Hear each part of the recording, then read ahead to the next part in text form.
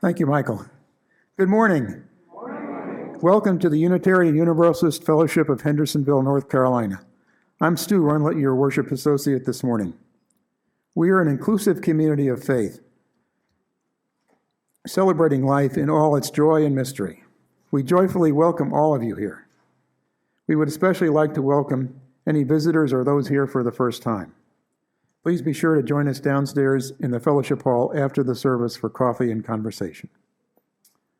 Okay, just a couple of announcements. First, a big thanks to Ed for turning the heat on this morning. Okay. Today, we welcome back Marc Mullinax as our guest speaker.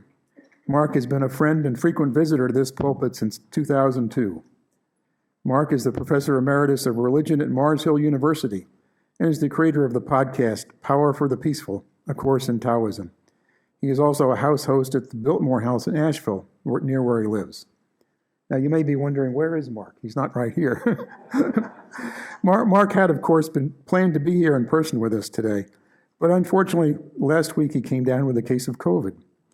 He says it's a mild case and he's feeling okay, and he very much regrets not being here with us. Yesterday, because of his commitment to UUFH, he recorded and uploaded his message for us. And thanks to a timely, last-minute major work effort by our AV wizards Lou and Colby, we look forward to seeing and hearing it soon. And just note that you might want to move a little, if you're way in the back or on the side, you might want to move a little closer to the screens and the speakers so you can hear it better. Hopefully you can hear it wherever you are, but if you feel like moving to get a better view, that would be great. Are there any other announcements? No? Okay. Well, we'll now begin our service, and Peggy will light our chalice with these words. May the light we now kindle inspire us to use our powers, to heal and not to harm, to help and not to hinder, to bless and not to curse, to serve you, Spirit of freedom.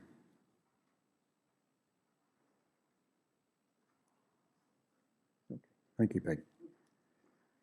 Please rise as you are able to sing our opening hymn, number 203, All Creatures of the Earth and Sky.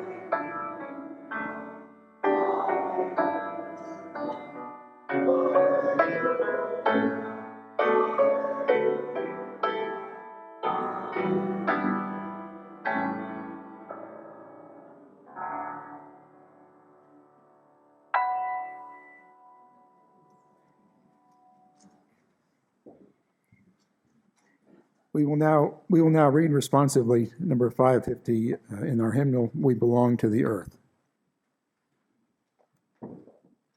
This we know, the earth does not belong to us, we belong to the earth.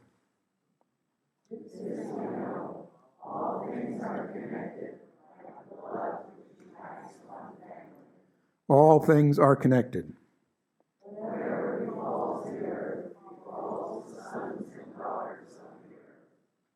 We did not weave the web of life. We are merely a strand in it.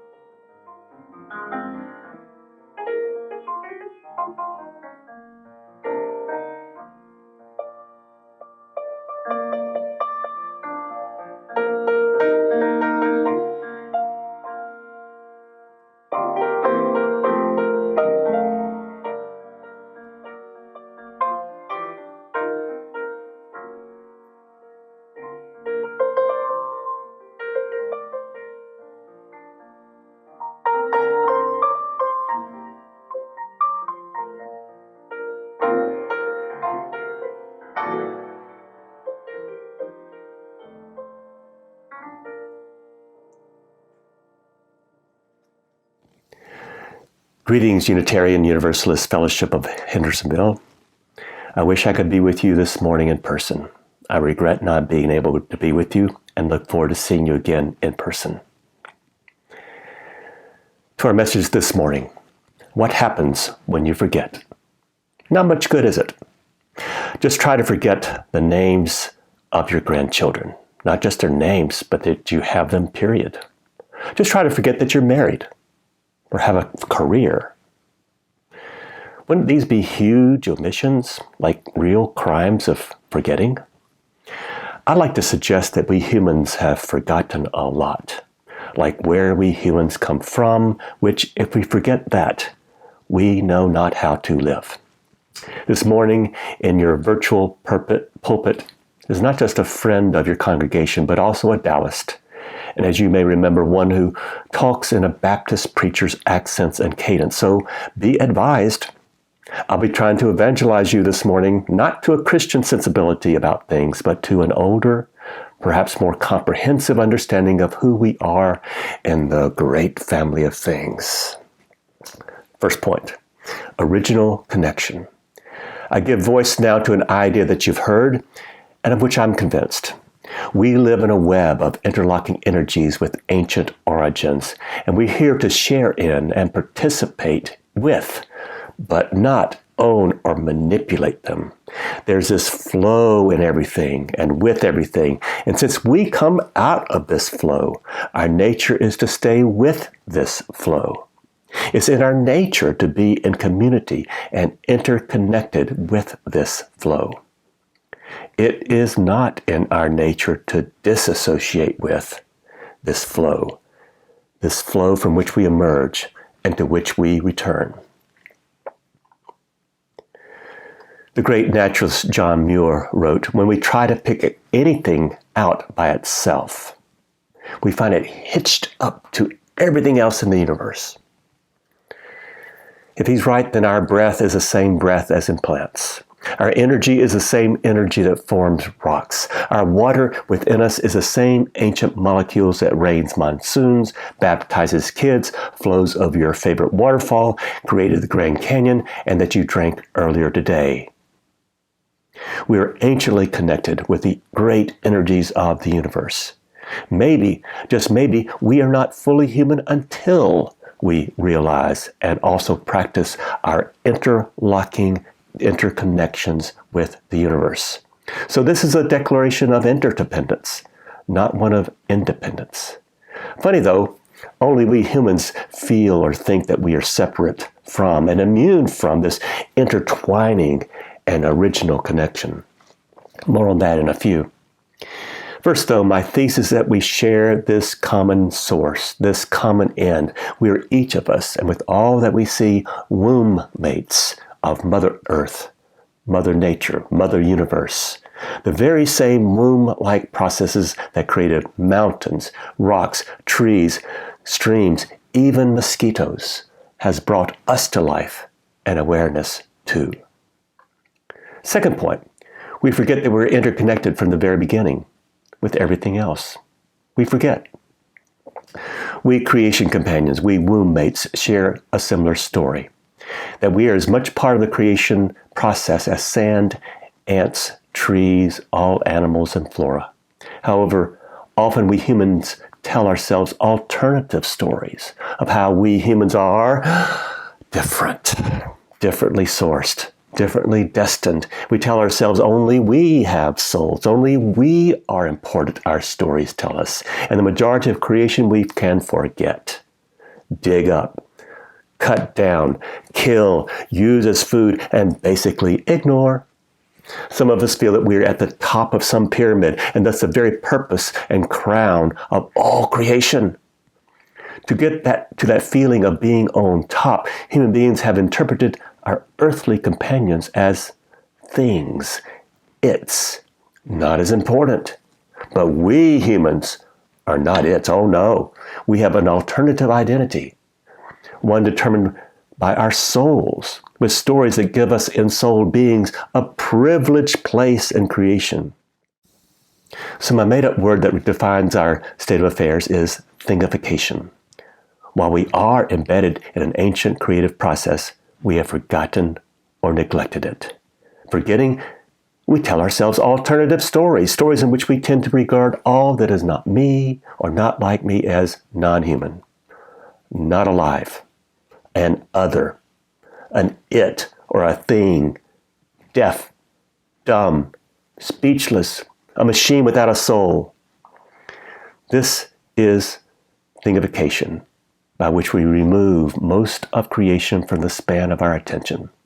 How did this happen? Cheap stories, basically. We embed ourselves in and never tell ourselves cheap, made-up stories. Stories that privilege and replay only the human story over and usually against the infinite number of non-human stories. Lately, human stories have included a pyramid or hierarchy of creation. So stories of lakes and trees and rivers and mountains take a back seat. They're beneath us on this pyramid, and we think that's the way things are. And here's my Psychology 101 teaching. When we make up stories and keep telling them over and over again, they kind of start to feel true.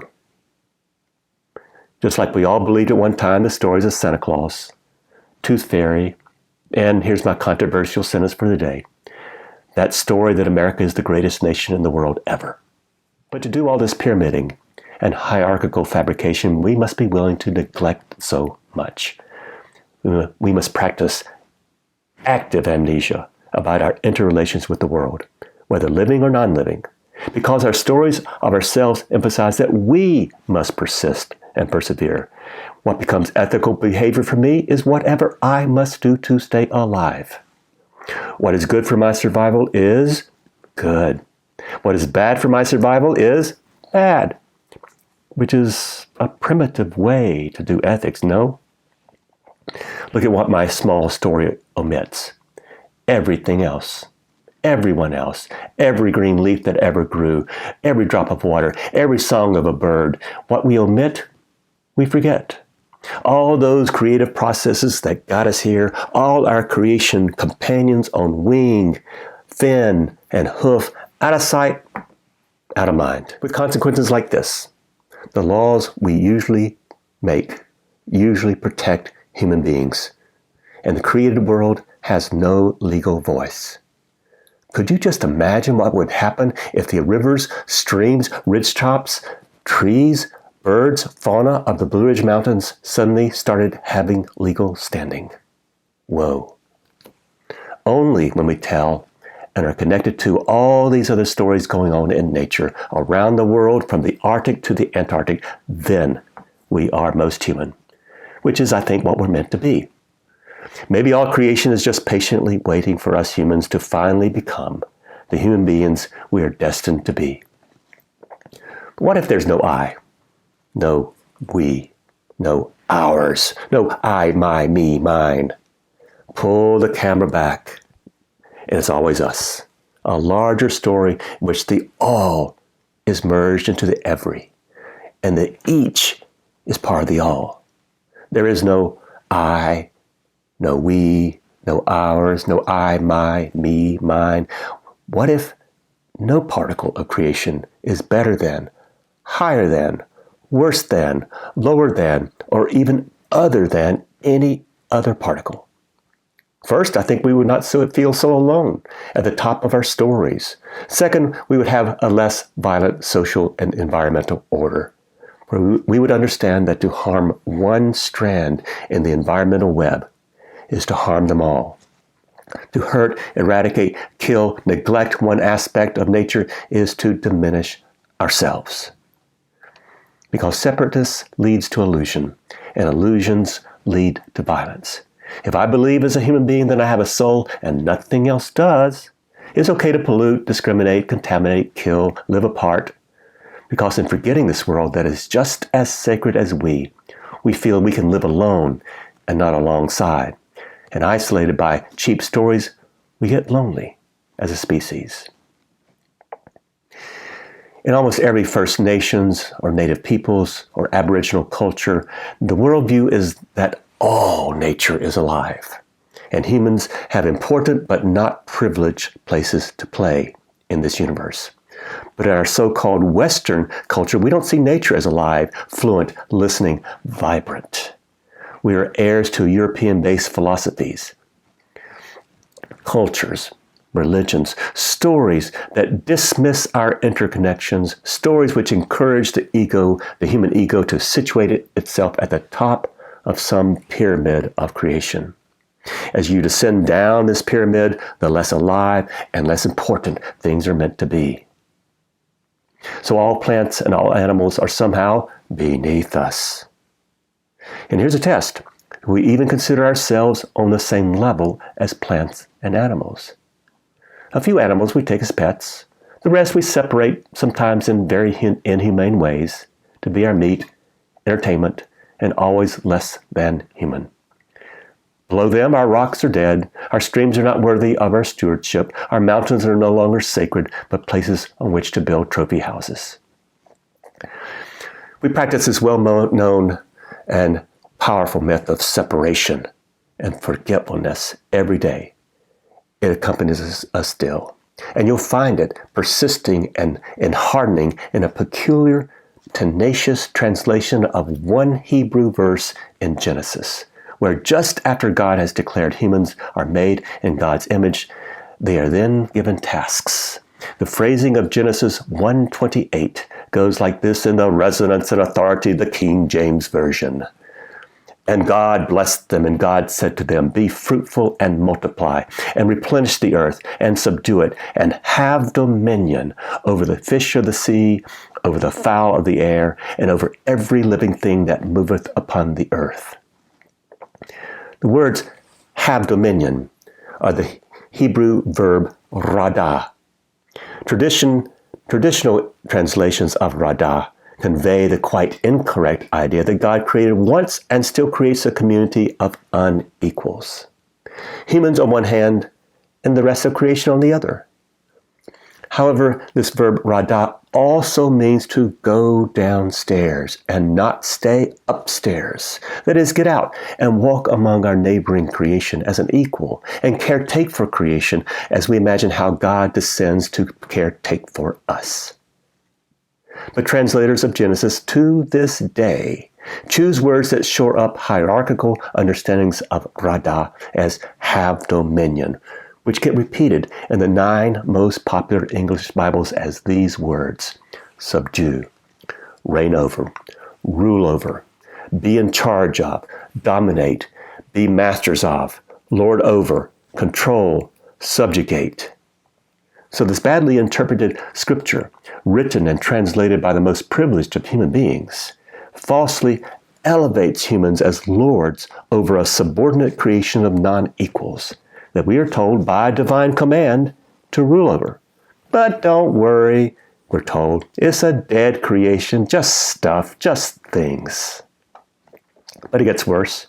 Other worldviews contribute to this story of a divided and separated creation. Early Mesopotamians, they portrayed the human task as to claim our divine right to rule over the monstrous chaos of nature. Ancient Greeks believed similarly. Plato, Aristotle taught that the resources of nature are solely for the use and advancement of humankind. This European Enlightenment, based upon Greek philosophical ideas, used the storyline, the ascent of man, as more important than the nature that produced humans. For millennia, human voices have served up to the human imagination a cheap story of a creation nothing more than a non-living resource production line that humans control, subdue, and put to our exclusive service. Through cheap stories, we lose our appreciation for the other than human. As we think, so we act. We have turned much of nature's processes into a thing, a machine. We thingify it. The other than human is valuable merely for its utilitarian worth, based on a cost-benefit ratio justified by our discounted stories. Forgetful of our true origins, we narrate how we live in an estranged creation. We practice separation as spiritual and economic commands from the gods instead of practicing an intrinsic mutuality with nature. We struggle for mastery over nature. Creation and nature have become things to control, subdue, hardly alive with fluency, voice, and natural grace. Popular religion has cast us out of the garden and further alienates us from nature. Even when we get saved, in our most popular religious story today, the salvation is of one's soul, not the body, not the material world that gave birth and still sustains your body. Nature is something to be left behind as we soar to heaven after death. Conclusion: where there's alienation, exploitation soon follows. Thomas Berry wrote, and he's right, a degraded habitat produces degraded human beings. In our degraded views of nature, human beings degrade. An honest question: is a human being a dangerous or even viable creature on this planet? With the phrase dominion over drilled into our training, our consciousness, our worldviews, we live in a world we feel can be bought, sold, owned, divided, developed, exploited. The unquestioned narrative is our story. Can we re-enchant our cheap stories, restore them, and restore sanity to our consciousness?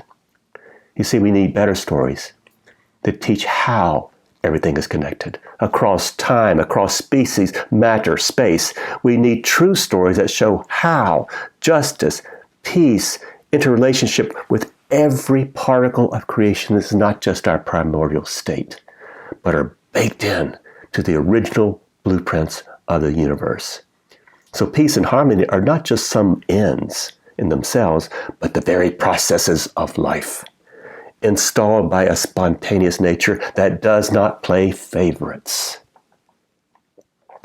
The good news: our original and primordial connection with the makeup of the universe does still remain our original state, even if we forget this connection in our stories. We have an older, more powerful story of peace, a story larger than just being human. To be fully human, we should remember our source, our connections, and our responsibilities. I start my conclusion with the same conclusion as when I was last with you. Hey, Jude, don't make it bad. Take a sad song and make it better. To make our sad story better, consider nature as our Bible, our storyboard. Before any religion was around to articulate our human nature, we were already enmeshed in nature. Nature is already there, active, creating, harmonizing, balancing. All we have to do is just join its sacred dances, honor its ancient processes. I know you already do this, don't you? When you go camping, hiking, or just sitting on your porch or in your backyard, you place your hand on your chest or on a nearby animal. You examine closely a plant, notice the sky, feel the rhythm of the space, not just your temporary need, and then just listen. There comes that magic moment when we breathe with our environment instead of feeling our difference from it. This is re-enchantment. This is how you resist and dismantle the worldview of dominion over.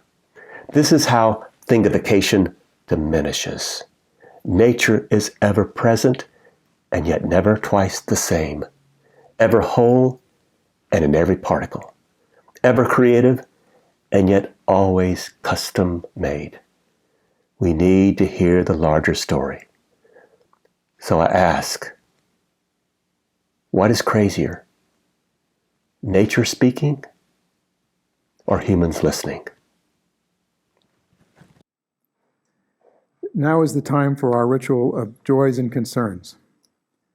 This is a moment of intimate sharing for this faith community, a time when we're invited to reflect on our personal lives and those heartfelt experiences we've had during the week. Joy and sorrow, gratitude and disappointment, worry and peace. These feelings are common among us. And this is our time to honor these sacred moments and our sacred milestones. For our ritual, we have a community bowl of fresh water, a precious natural resource that we use sparingly. We also have stones, smooth and heavy in our hands. These stones symbolize life's pleasures in times of ease, and life's burdens in times of heaviness. Those who wish to participate in this ritual are asked to submit their joy or concern in advance, or you may simply raise your hand when invited to do so, and Chuck will place a stone in our community water bowl for you. Okay, we have 2 submissions this morning, both joys. From Paul S. is pleased to have rain for his vegetable crops. I guess this is a joy, I don't know. Following 2 weeks of sunny and dry weather. Okay.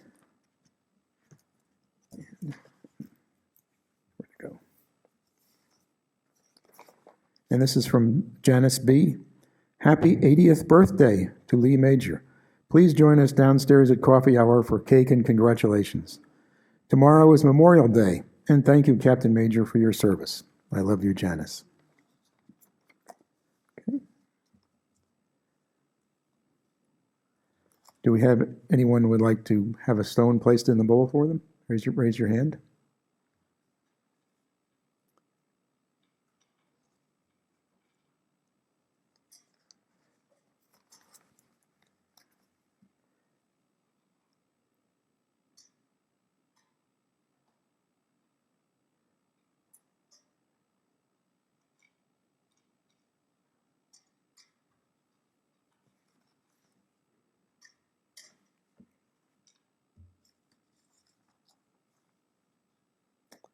Okay. And now Chuck will add a final stone for those concerns that may be held in silence among us. May all our thoughts and prayers today be held in this loving community.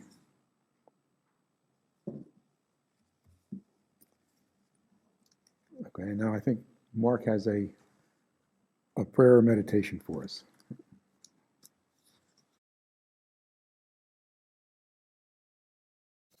Ecology, wrote E.F. Schumacher in his Small is Beautiful, holds that an environmental setting developed over millions of years must be considered to have some merit.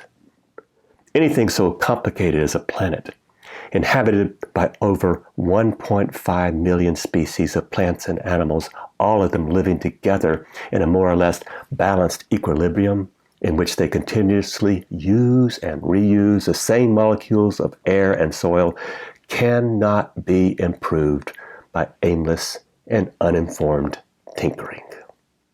We will now receive an offering for the support of this religious community and its work in the world. May we give in love and in hope.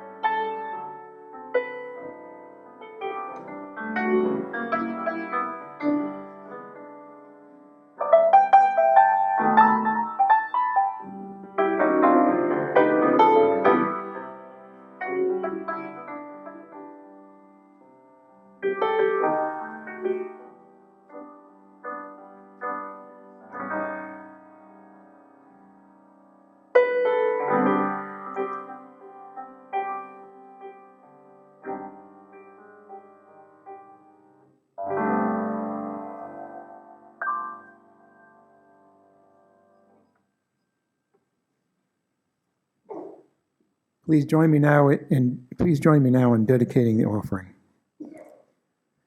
To the work of this congregation, which is weaving a tapestry of love and action, we dedicate our offerings in the best of who we are.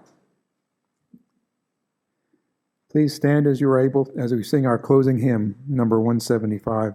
We celebrate the web of life.